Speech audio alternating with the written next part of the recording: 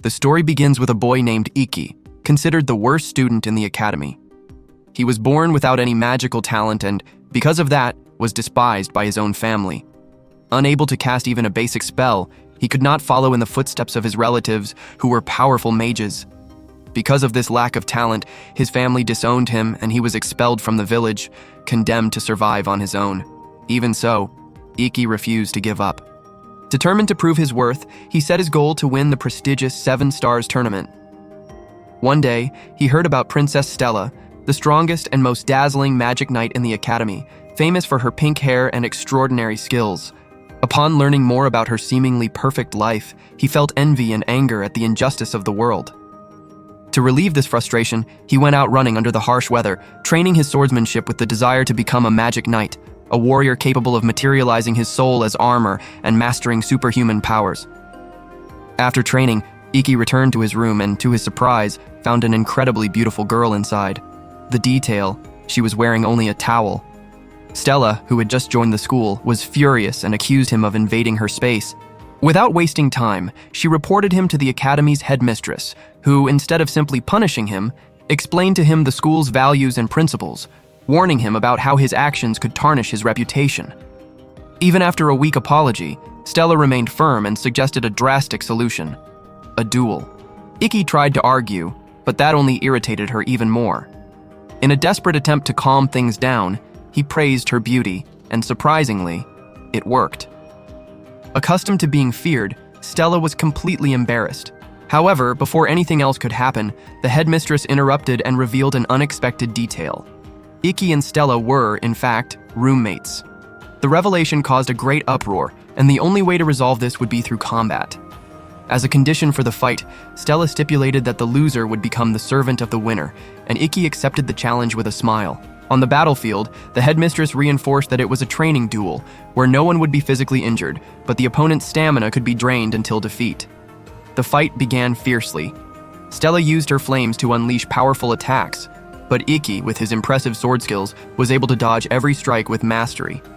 While fighting, he acknowledged Stella's talent and dedication and revealed his own special technique, Blade Steel, which allowed him to predict enemy movements. At the decisive moment, Stella gathered all her magic and launched a devastating attack.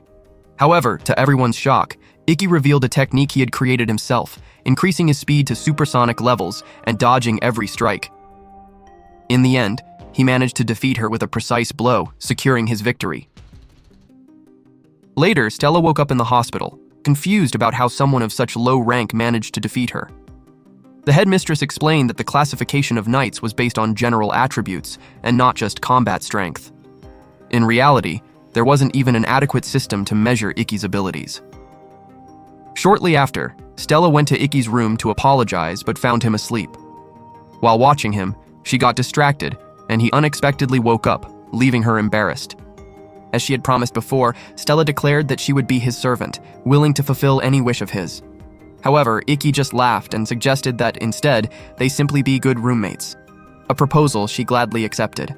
The next morning, during the morning run, Iki casually mentioned that running 20 kilometers a day was part of his routine, as if it were something as trivial as brushing his teeth.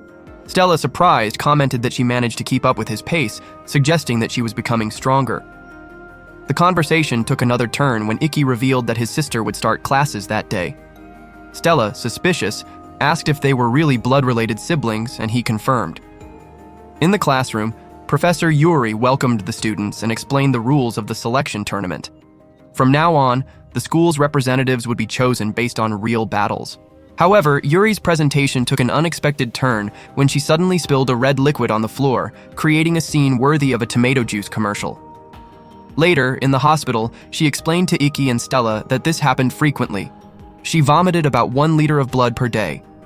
Iki, concerned, advised her not to overexert herself and revealed that it was thanks to her that he was able to enroll in the school. As they were leaving, a girl named Kagami suddenly appeared, praising Iki's performance in the duel and begging for an interview. Iki was embarrassed, and Stella, visibly irritated, walked away.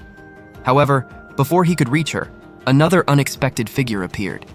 A girl named Shizuku, who called him brother, and to everyone's shock, kissed him on the mouth in front of the whole class. The spectators were perplexed. Shizuku, emotional, declared that she had missed Ikki very much in the past 4 years. Meanwhile, Stella, furious, grabbed Shizuku and pulled her away, demanding explanations about what had just happened. The story continues with Shizuku arguing with Stella about Ikki. And in the heat of the moment, Stella ends up revealing to everyone that she and Ikki have a master and servant relationship, leaving everyone surprised. Irritated, Shizuku summoned her water sword, and Stella responded the same way, increasing the tension between the two. The provocations began with insults about each other's appearance, until both prepared to attack. Before anything could happen, the headmistress intervened, taking the two to the girls' bathroom and giving them a severe warning.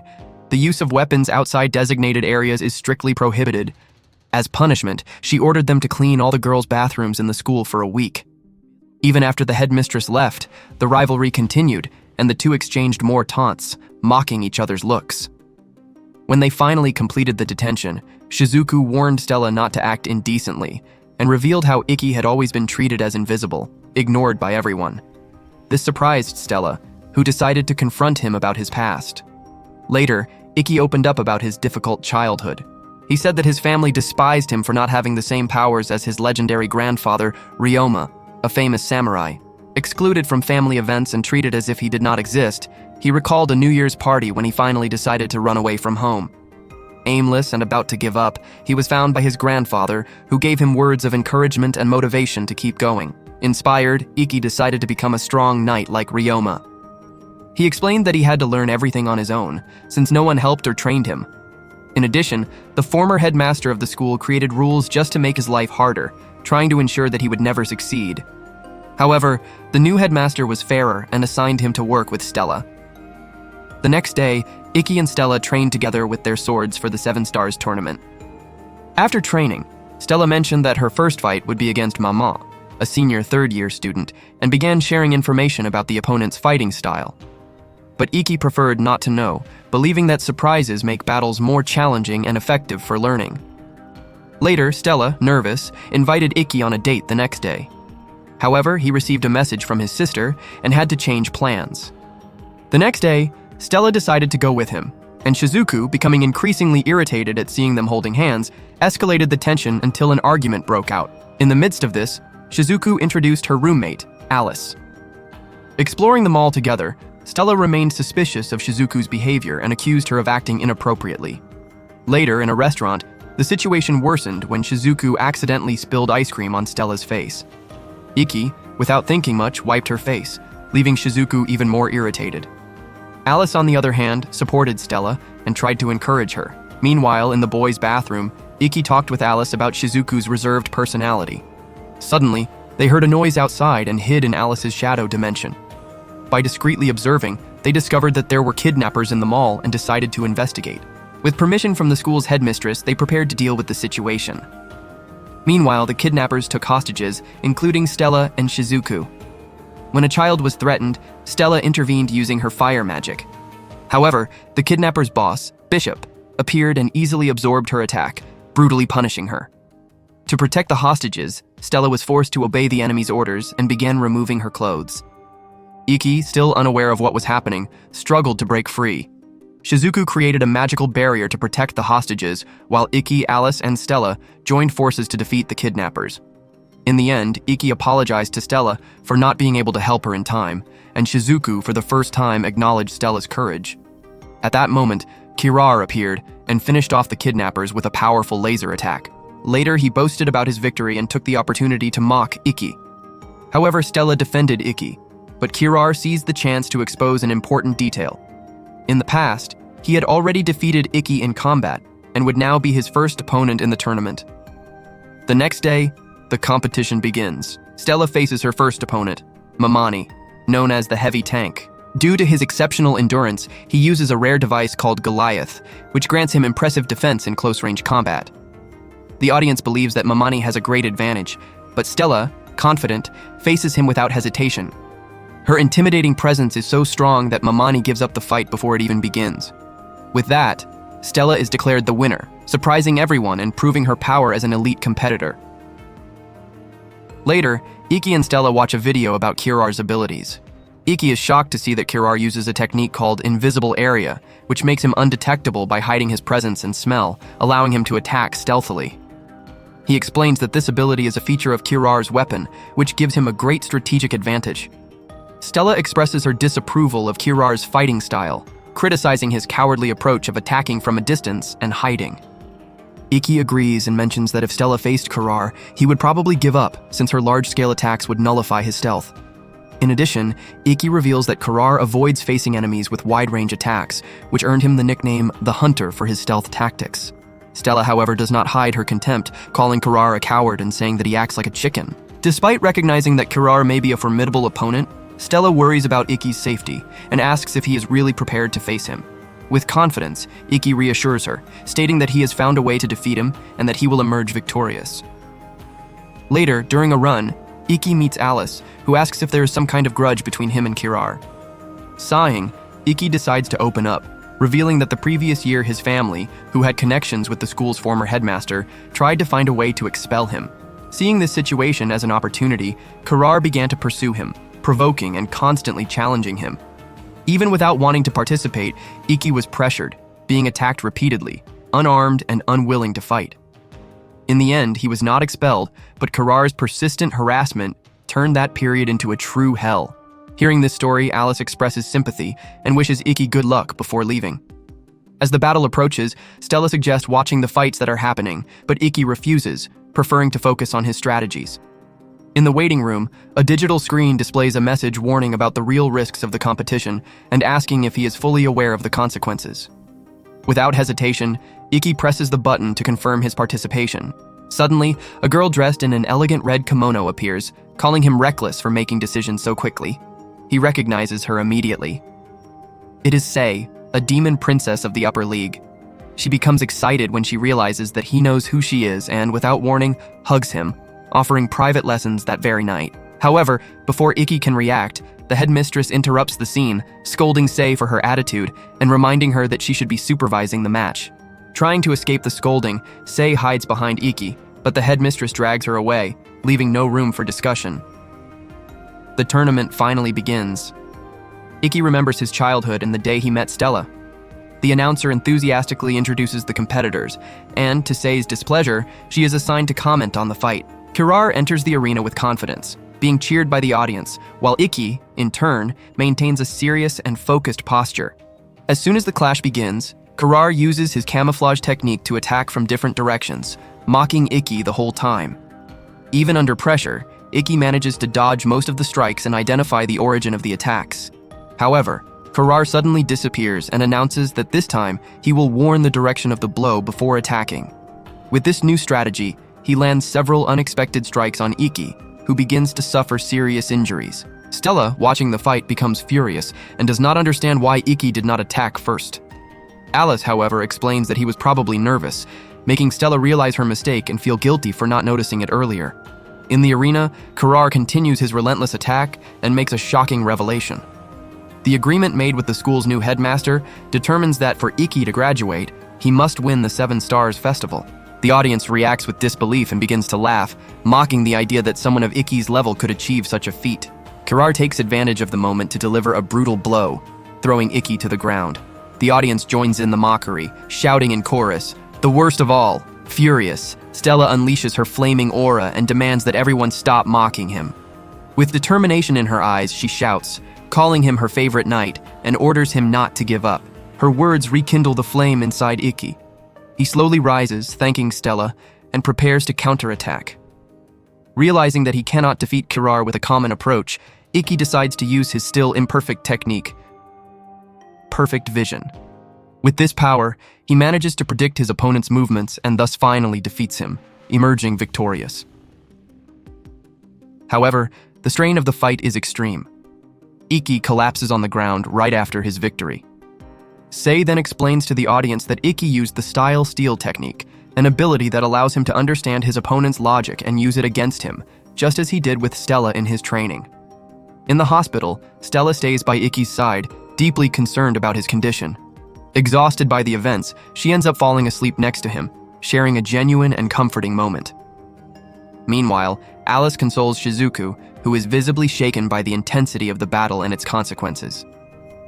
When Stella wakes up, she scolds Ikki for watching her sleep without waking her. However, He takes the opportunity to confess his feelings, expressing how happy he is to have met her. Blushing, Stella reciprocates his feelings and gives him a kiss on the cheek. In this tender moment, the two promise to stay together and strive to achieve the title of Supreme Knights, as well as look forward to the final confrontation between them.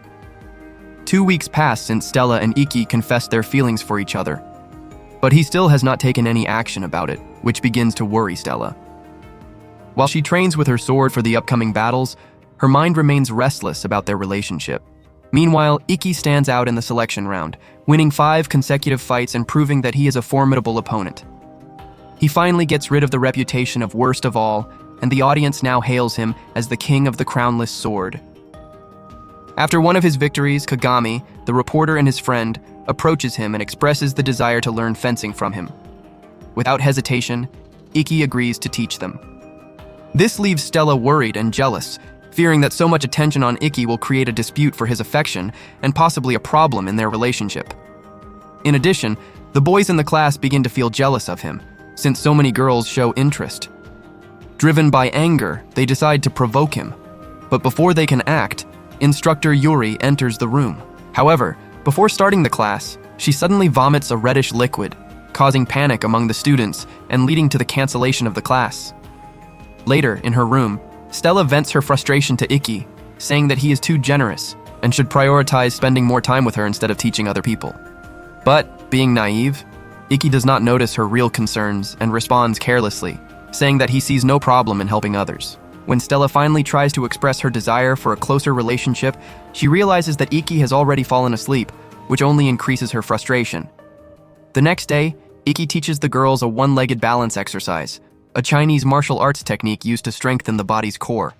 He explains that during a fight, the body's weight is usually concentrated more on one leg than on both, making this technique essential. Kagami writes everything down enthusiastically, planning to publish an article about it in the future. While Ikki continues to be surrounded by girls, the boys in the class become increasingly irritated and decide to confront him, calling him a fatherless failure. They summon their weapons and challenge him to a fight. However, Ikki easily defeats them without even using his spirit sword, dodging their attacks with only his bare hands. Recognizing his overwhelming strength, the boys change their stance and acknowledge Ikki's superiority, expressing not only respect but also the desire to be as strong as him. They ask him to teach them as well, and Ikki gladly accepts, becoming their mentor. Impressed, the boys now call him Master. Meanwhile, Kagami continues writing everything down, recording this unexpected development. Later, Shizuku approaches Ikki and offers him a drink, asking him to teach her fencing. However, Ikki suggests that she learn from the family's master. Then, Shizuku notices that Stella is holding 2 bottles of juice and asks why. Embarrassed, Stella replies that she was very thirsty and then drinks both juices quickly, surprising everyone. In reality, Stella wanted to be the one to offer the drink to Ikki, but when she saw that Shizuku had gone ahead, she pretended that the drinks were for herself, avoiding looking defeated in the situation. After her little juice marathon, Stella insists that she wants Ikki to train her too. However, upon realizing her own hesitation, she abruptly changes her mind and runs off, irritated and upset. On the way, she meets Alice, who asks about Shizuku's whereabouts. After answering, Stella notices that Alice is holding a game called Private School Prince Academy. Curious, she takes the game to play later. Back in the room, Stella tries the game, imagining the characters as if they were Ikki, wishing he were more affectionate like the romantic protagonists of the game. Suddenly, Ikki unexpectedly enters the room and invites her to join him and the others in fencing training.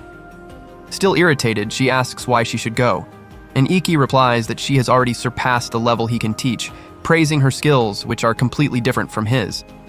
Satisfied with the compliment, Stella agrees to accompany him to the pool to watch the training. Later, on the bus back to the dorm, they hold hands discreetly, finding comfort in each other's company. However, the quiet moment is interrupted when they both receive at the same time an email from the school informing them of the opponents they will face in the next battles. Ikki will have to face the secretary of the student council, while Stella will face Ikazudi, the council's secretary. The next day, Ikki's fight begins. He faces Tamura, an opponent who uses the hare's high technique, allowing her to run at high speed until she decides to stop. Ikki finds it difficult to keep up with her absurd speed, but using his tactical intelligence, he manages to outsmart her and capture her, ensuring his victory in the match. Stella then enters the arena to face Ikazudi, who uses an ability called cutting weight accumulation, launching powerful attacks against her.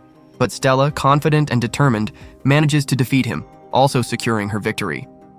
Later, Shizuku appears to congratulate Ikki and, as always, makes a strange proposal: to sleep beside him to take care of his injuries.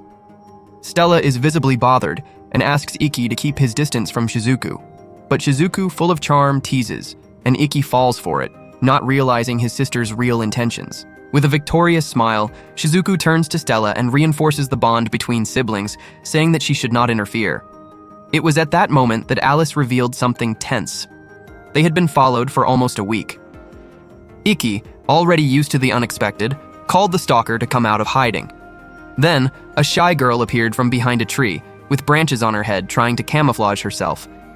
It was Ayase, the same one that Stella had accidentally hit with a ball during the training at the pool. Desperate, Ayase tried to run away but tripped and fell into a nearby stream. They ran to save her and took her to the hospital. There, calmer, she apologized for following them and introduced herself as a third-year student. Ikki recognized her last name and asked if she was the daughter of Kaido Ayatsuji, a legendary master of the sword. She confirmed. Ikki was excited. Shizuku explained to Stella that Kaido was known as the last samurai, a warrior who won countless tournaments even without having magical abilities, and Ikki said that Kaido was his childhood idol, someone he had always deeply admired. Ayase then said that her father was retired from combat due to a serious injury in past battles. Shizuku went straight to the point and asked why she was following them. The girl admitted that she wanted to be trained by Ikki, but was too shy to ask directly. He, in his gentle way, offered to help her train. During the training, Ikki noticed that she had a very good foundation, probably inherited from her father. However, he warned that merely imitating her father's movements would not be enough. She needed to find her own style, adapt to her body, and create unique techniques. When correcting her posture up close, Ayase blushed immediately. And of course, Stella and Shizuku did not hide their jealousy. Ikki gently explained how men and women have different anatomies and how this could be an advantage if she learned to use it in her favor. After this special training, she began to evolve quickly, being impressed by Ikki's didactics. Later, he apologized for having been so close during training, but she saw no problem at all, and the other girls finally understood that it was just training, nothing more. Ayase then thanked him, saying that now she felt ready to continue evolving and win the 7 Stars Battle Festival. That night, in the dorm, Stella made a joke with Ikki, asking if he liked to give special instructions and asking for the same treatment. Ikki assures her that he only had eyes for her, asking her not to feel insecure. The next day, Stella and Ayase trained together, with Ikki watching proudly. At the end, Ayase invited them to dinner as thanks. In the restaurant, Stella attacked the food as if it were the last meal of her life. After all, she would not have to pay the bill. Ayase, surprised, asked how Stella managed to maintain that great body, even eating like that. Ikki tried to change the subject, laughing awkwardly. During dinner, everything seemed calm until a gang appeared, led by a brute named Kurado. They began to harass Ayase. Ikki did not let it slide and told the guy to back off. The guys provoked, and Kurado broke a bottle on Ikki's head, challenging him. The customers ran out in fear. A waiter tried to call the police, but was stopped by a mysterious figure, a girl all dressed in white with a matching umbrella. Stella was about to intervene, but Ikki stopped her. Even while being beaten, he kept a cold and psychopathic smile, leaving the thugs disconcerted. Tired of the lack of reaction, the bullies went away. Stella was furious that Ikki let the guys escape and did not let her help him. He explained that if he retaliated, he could be expelled from the academy. Stella retorted by saying that he did not need to use the sword, that he could have solved it with his hands anyway. Suddenly, a small boy appeared, revealing that Kurado was known as the Devourer of Swords, the ace of the Danro Academy, and that he had placed in the top 8 of the last 7 Stars Festival. The girl with the umbrella confirmed everything. Stella asked if Ikki knew those people. He explained, the boy was the vice president of the student council of another school, and the woman was Kanata, responsible for one of the regions of the same academy. Stella became suspicious when Daka offered to heal Ikki's injuries, which he accepted. On the way back from the restaurant, Ayase asked if he was okay, and Ikki said yes, thanks to the little boy's treatment. But then he received an email from the school with a shock. His next match would be against Ayase.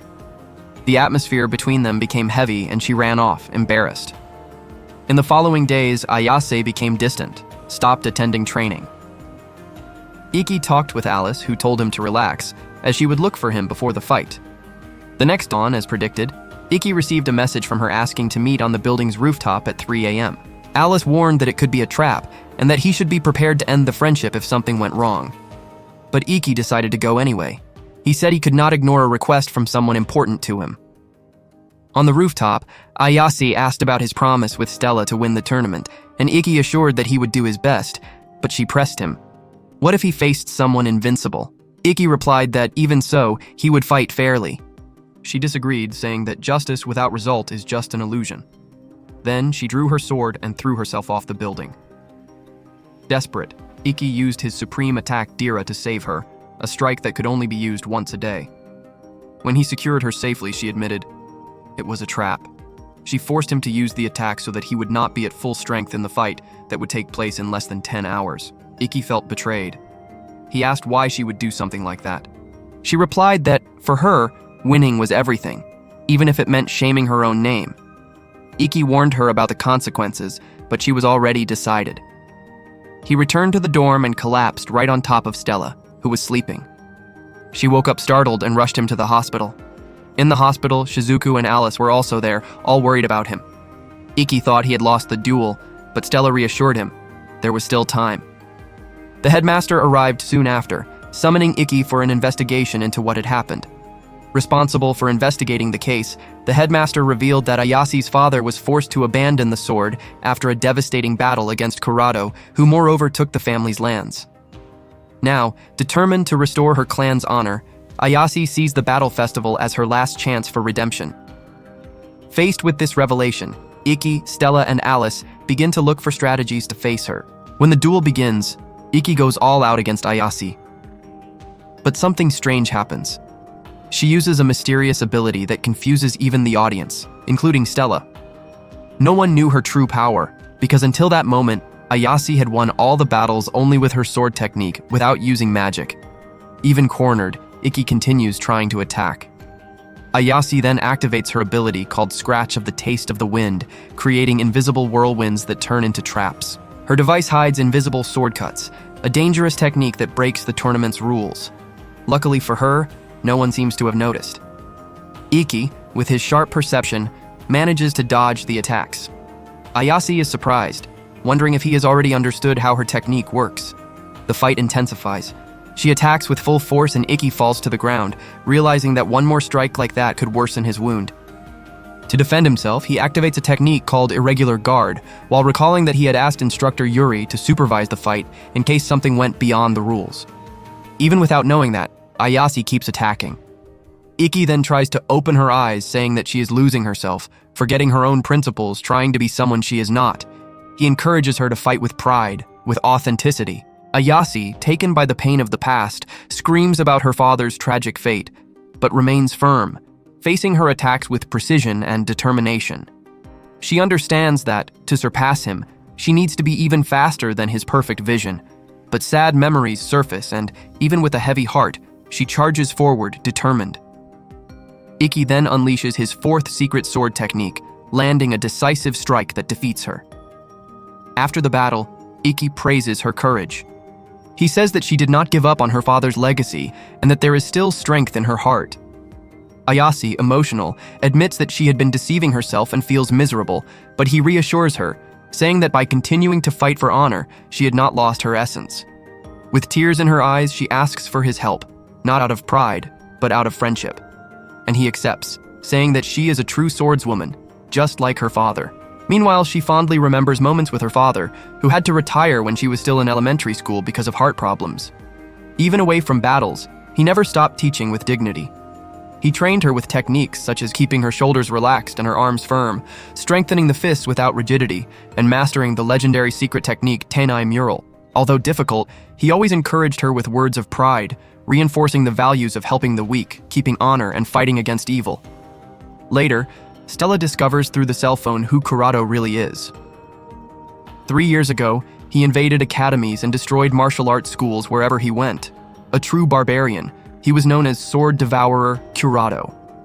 Then comes the truth behind the confrontation that destroyed her family. Kurado faced her father in an unfair fight. She remembers the moment she tried to protect him and failed. Since then, she has blamed herself for not being able to save her father. She feels sad for never having been able to face Kurado and reclaim what was lost. Iki then decides to take them to the place that was once her father's home and school, now taken over by Kurado. There, they find members of his gang laughing and mocking. Iki confronts them, asking about Kaido's whereabouts. With the information in hand, they go straight after Kurado. Kurado, as arrogant as ever, mocks Iki's courage, mentioning his hesitation at the restaurant. But Iki, serious, declares that now it is different. He recalls that, although it is forbidden to use magical devices outside the school, since that was a former academy, all it took was for Kurado to authorize a duel. Kurado laughs and accepts the challenge, but imposes one condition: Iki needs to prove his worth first. He then faces one of the gang's henchmen.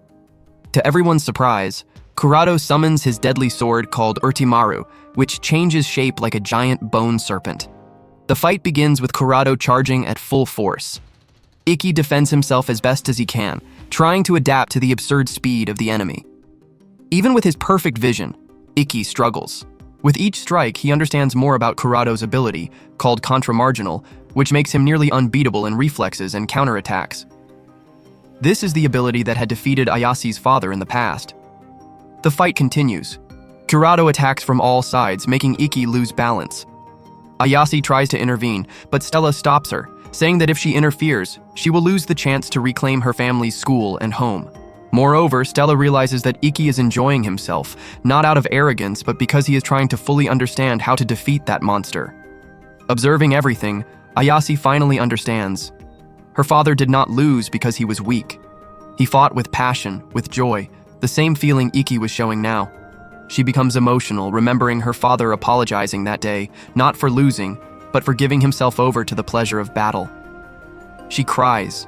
For the first time, she understands what it means to be a swordswoman, and realizes that she cannot consider herself a true swordswoman if she is not able to understand the soul of the one who fights. Meanwhile, Stella notices the flaw in Kurado's technique. By using contra-marginal all the time, he was exhausting his own energy. Kurado praises Iki's endurance, who responds with a smile. He hates losing and is having too much fun to stop. With that, Iki makes a promise. He will avenge Ayatsuji's father. He then executes the legendary secret technique, Tenai Mural, which her father had tried to use in his last fight, but failed. The strike surprises Kurado. Ayase, wide-eyed, can hardly believe that Iki had mastered this technique. Stella, with a slight smile, reveals that she too had already felt the power of that same strike during one of her training fights with him. After the duel ends, Kurado stares at Iki with an intense gaze, asks his name, and says that the two of them will continue that fight at the Seven Stars Battle Festival. Before leaving, he still sneers that Iki can do whatever he wants with that place, the old dojo of Ayatsuji's family. Later, with the tension of the fight already dissipating, Ayase apologizes for not having understood the true meaning of the sword, but Iki assures her that it is not her fault. He states that he only won that fight because he managed to learn Kaido's secret technique by observing her movements. For him, the true heir of Kaido's legacy is her. Ayase, touched by his words, thanks him deeply for the encouragement and promises that she needs to become even stronger to truly live up to her father's legacy. Together, they decide to rebuild the martial arts school that once belonged to her family. Later, Stella tells Iki that Ayase went to the tournament commission and confessed that she had cheated during the fight. Because of this, she was disqualified from the qualifiers and received a 10-day suspension. The two acknowledge how noble it was of her to take responsibility for her own actions. Right after, Stella receives an emotional message. Ayatsuji's father had awakened from the coma. Happy with the news, they celebrate together. But of course, the moment is soon interrupted by Shizuku and Alice, who were snooping behind a bench. To cover up, Stella makes up that they were just playing thumb wrestling and nothing more. Shizuku and Stella, as always, begin exchanging provocations, while Iki and Alice stand in the middle of the scene, visibly embarrassed. In the following days, Iki continues his winning streak in the qualifiers, earning an impressive 12 consecutive victories. His flawless performance wins over the audience, and many begin to call him the new master. The headmaster, impressed with both Iki and Stella, acknowledges that they are the students with the greatest potential that year. As a reward, He decides to send them to a special school training camp in a region called Okutama. During the trip, Stella thrills at the pure air and thanks the headmaster for organizing the camp. Ikki also enjoys the idea of spending a week away from exams and routine. They cross beautiful landscapes and Stella cannot hide her excitement. Meanwhile, at the subway station, Shizuku is upset at not having managed to stop her brother and Stella from boarding together. Trying to find comfort, she asks Alice to accompany her, but he refuses, saying he already has other commitments and encourages her to be strong before watching her leave. At the training camp, Stella enjoys herself alongside Ikki, trying to draw more romantic moments out of him. She even goes as far as to kiss him, but he interrupts her, pointing at a group that was watching them, none other than the members of the student council. Upon arriving at the lodging, Stella ends up getting involved in an insane match of magical badminton with a boy named Renan. The two fight with such intensity that those watching could not even understand what that sport was anymore. Suspicious, Ikki asks the mysterious Kanata, the lady of the white umbrella, what they were doing there. She replies that they are there on business for the student council and throws the question back at him. At that moment, Ikki realizes he and Stella had been tricked by the headmaster. Shortly after, Stella is assigned to clean the campgrounds. The lady with the umbrella warns that the training would only begin in a month, and until then, they would have to clean everything. Outraged, she realizes that working for the council was more boring than she imagined, but upon observing the other members cleaning with dedication, she begins to see it in a new light, recognizing the weight of the responsibilities they carry. Daka reveals that they only asked the headmaster for a little extra help, and he sent Stella. He also informs that the council president, Tuka, was eager to meet them. Kanata adds that Toka is late, but will appear soon. After the cleaning session, Stella and Ikki decide to explore the region and visit a waterfall. When informing the other members about the idea, Renan teases, "Going to enjoy yourselves alone, huh?" Even with the jokes, they remain excited. During the trail, the path turns out to be steeper than they thought. Stella becomes exhausted and Ikki asks if she is okay, reminding her that morning she had eaten only 2 bowls of ramen, much less than usual. She says she is fine and they move on. Meanwhile, Shizuku arrives home and is affectionately greeted by her cat. She finds childhood photos of Ikki in her room and smiles as she remembers. Soon, she is called to the living room, where the atmosphere completely changes. Her father wants to talk. The conversation quickly becomes tense. Shizuku criticizes the way he treats Ikki, making her discontent clear. The father reveals that it was he who sent the messages pretending to be her mother, because he knew she would not reply if they came from him. She asks what he really wants. He says that he is only worried about her, praising her streak of victories in the qualifiers. He says he believes she will become the school's representative in the festival, but Shizuku interrupts him by asking why he never says the same about Ikki. Back on the mountain, Stella gets worse, feels dizzy, nauseated, and begins to panic, wondering if she could be pregnant just because of the kiss. Ikki, incredulous, assures her that this is impossible and tries to understand whether she is being naive or just joking. He suspects she has a fever and decides to take her to a shelter in the mountain. There, he confirms that she really has a high fever. While comforting her, they talk about their relationship, and Ikki says he wants to tell their families about the two of them with pride. In the middle of the conversation, Ikki receives a call from the student council asking if they are okay. He explains the situation and says they are waiting for the rain to pass in the cabin. What they don't know is that they are being watched by a spy who is informing someone on the phone about their location. At Shizuku's house, the argument with her father continues. She decides to leave, making it clear that she only went there because of the mother's messages. The father insists that he is only worried, but she does not believe him. Back at the cabin, Ikki hears a strange noise outside. When he goes out to see, he comes across a giant made of stones attacking the place. He runs to protect Stella, taking her under a tree before drawing his sword and facing the monster. But when he cuts the creature, it splits into several smaller ones, making the fight even more difficult. Ikki tries to defend himself, but the monsters soon turn to attack Stella. At that moment, Renan appears, rescuing Stella and handing her over to Ikki.